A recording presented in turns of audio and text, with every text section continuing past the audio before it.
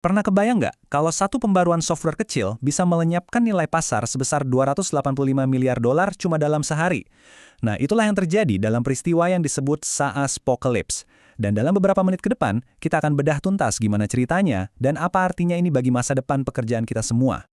285 miliar dolar. Ini bukan nilai total perusahaan loh, tapi jumlah kerugian hanya dalam satu hari perdagangan.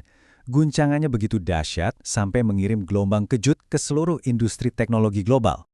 Peristiwa ini yang pemicunya cuma satu perusahaan. Begitu parah sampai-sampai para pialang saham menjulukinya SaaSpocalypse.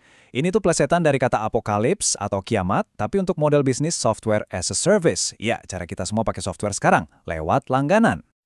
Jadi apa sih yang sebenarnya terjadi? Gimana ceritanya satu model AI doang bisa bikin kepanikan finansial sebesar ini? Dan yang lebih penting lagi, apakah ini pertanda dengan apa yang akan datang buat kita? Oke, untuk bisa paham kenapa guncangannya sedahsyat itu, kita perlu mundur sedikit ke masa lalu, beberapa saat sebelum pasar anjlok. Waktu itu, ada sebuah keyakinan yang cukup nyaman dan dominan tentang peran AI di dunia kita. Selama bertahun-tahun, pandangannya tuh AI bakal jadi co-pilot kita. Dia bakal ngebantuin, bikin software kita makin canggih. Tapi, pada akhirnya, ya kita, manusianya, yang tetap pegang kendali. Sebuah pandangan yang menenangkan, kan? Keyakinan inilah yang bikin perusahaan kayak Salesforce, Microsoft, dan yang lainnya kelihatan sebagai investasi yang aman banget. Mereka kan jualan lisensi software ke manusia, dan dengan AI sebagai co-pilot, lisensi-lisensi itu dianggap bakal jadi makin berharga seiring waktu. Tapi pada tanggal 5 Februari itu, sebuah lab riset AI bernama Anthropic merilis sesuatu yang benar-benar menghancurkan ilusi nyaman tadi. Tiba-tiba, pasar dihadapkan pada sebuah gagasan yang sangat menakutkan. AI bukan lagi co-pilot yang baik hati. AI sedang dilatih untuk menjadi pilot itu sendiri. Dan pilot manusianya mungkin nggak lagi diperlukan. Pergeseran paradigma yang drastis ini didorong oleh dua lompatan teknologi utama dalam Cloud Opus 4.6 dari Anthropic. Pertama, coba bayangin memori jangka pendek sebuah AI. Model lama itu paling cuma bisa ingat beberapa paragraf. Nah, Cloud Opus 4.6 dengan konteks Windows 1 juta token itu setara dengan dia bisa baca seluruh seri novel tebal dan mengingat setiap detailnya. Ini bukan sekedar peningkatan, ini lompatan besar dalam kemampuan pemahaman.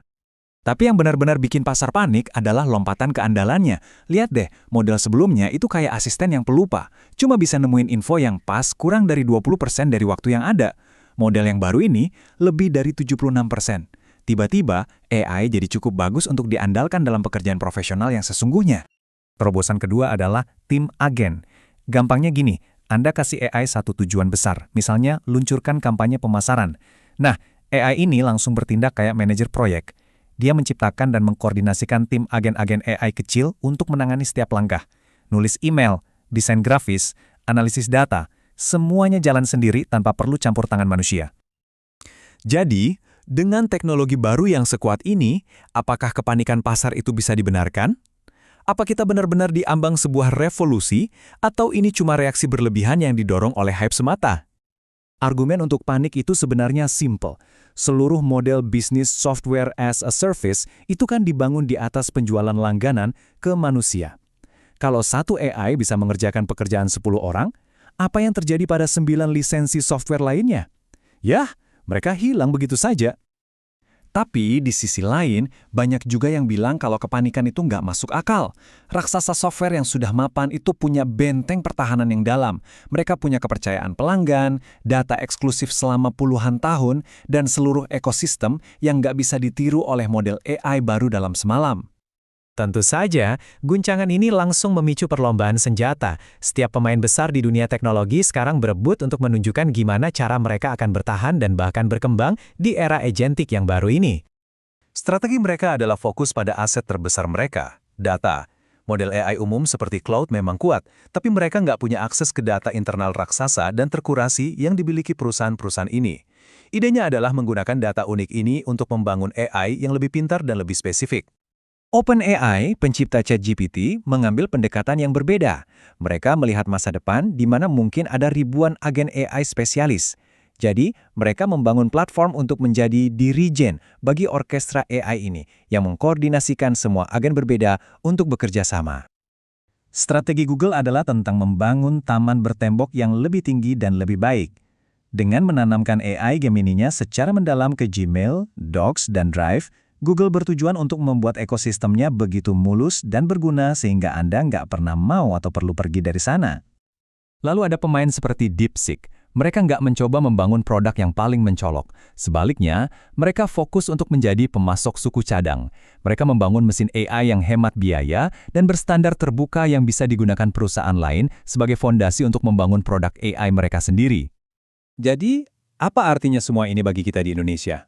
Intinya begini, kita perlu berhenti mikirin AI sebagai alat yang kita pakai dan mulai melihatnya sebagai agen yang bisa kita delegasikan tugas.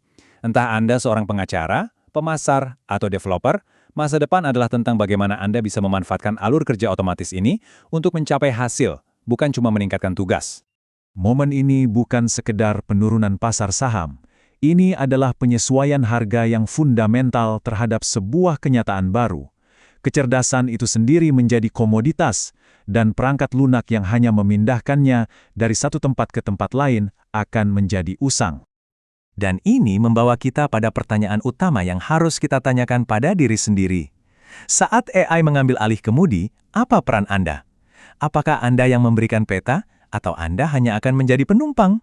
Terima kasih telah menyimak ulasan kali ini.